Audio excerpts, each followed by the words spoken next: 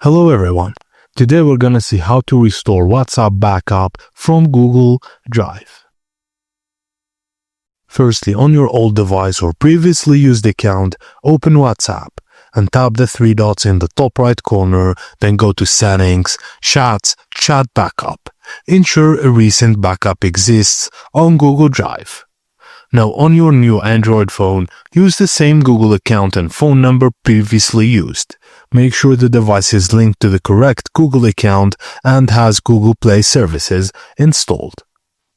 Download and install WhatsApp from the Google Play Store and open it.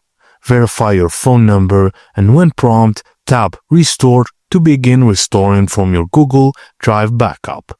Once restoration is complete, tap Next to finish setting up your profile. If WhatsApp doesn't find the backup, make sure the same Google account is added to on your phone, Google Drive permissions are granted to WhatsApp, or you're using the same phone number the backup was created with.